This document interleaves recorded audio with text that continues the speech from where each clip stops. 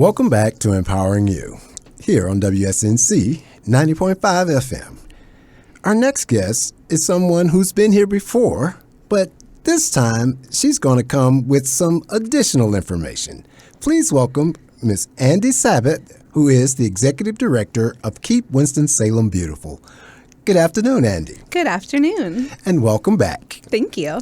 Now, I know Keep Winston-Salem Beautiful. We know that's coming up. That's always on top of us, but we know that there's something new happening in our community, and we want you to talk about it. So, but before you do, tell us, what do you do here at Keep Winston-Salem Beautiful? Great question. So I handle all of the big cleanups in the city, like the Greatest American Cleanup and Big Sweep.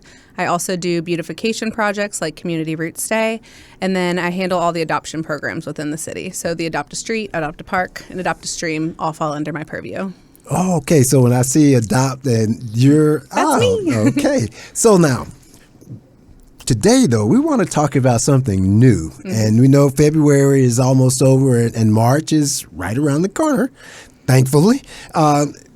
There's something happening that is going to be exciting. And I think it's called No Mow March. Please tell us, what is No Mow March? Well, it's exactly what it sounds like. We are asking the residents of Winston-Salem to hold off on their first mow of the year for the entire month of March to allow our pollinators to have time to get pollen and get them off to a good start in this year. So the whole month of March, we don't mow, but then in April you can start mowing again.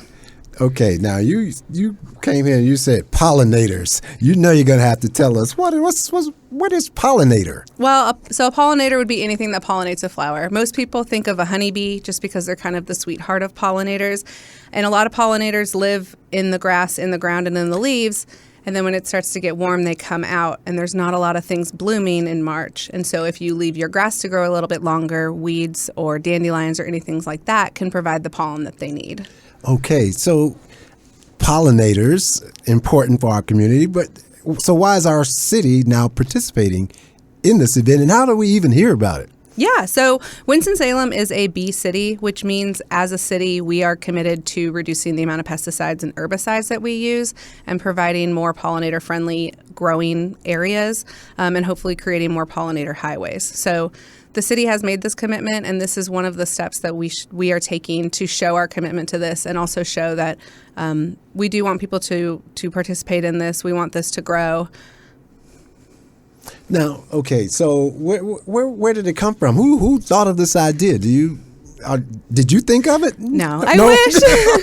It started in the UK, which started with No Mow May because they have different seasons than us. But because our growing season starts earlier, we're doing No Mow March. Okay, so it has been done before, and because we are a bee city, we're involved in this because we want to support the pollinators. Correct. Oh, wow. I've been listening to you.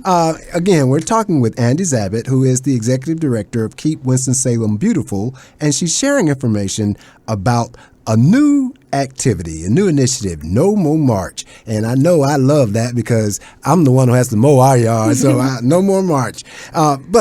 So tell us, how can residents who want to participate in this, what do they need to do? Oh, great question.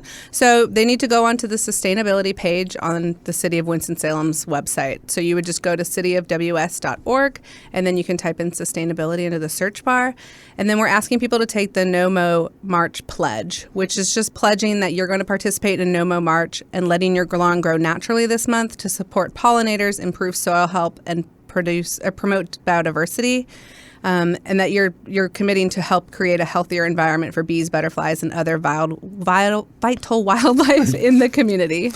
Okay, so we'll go to the sustainability webpage on our city website, and we'll do the pledge. Yes. And will we keep track? How do we know how well we're doing with this?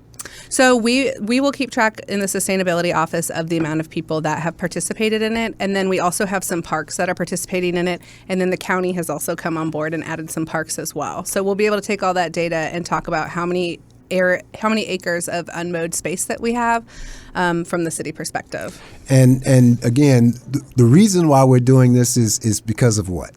Because we want to provide a pollen at the beginning of the season for the pollinators, because when they emerge, there's really not anything blooming in March except for weeds. And so if you cut them down, then they really don't have anything.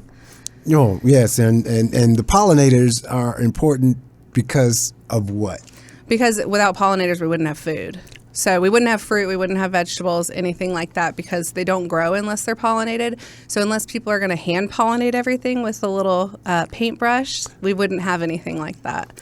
And then also we just wouldn't have the beautiful flowers to look at. Great. Well, you heard it right here first on Empowering You. No Mow March. Let's go and sign up and help our community help those pollinators.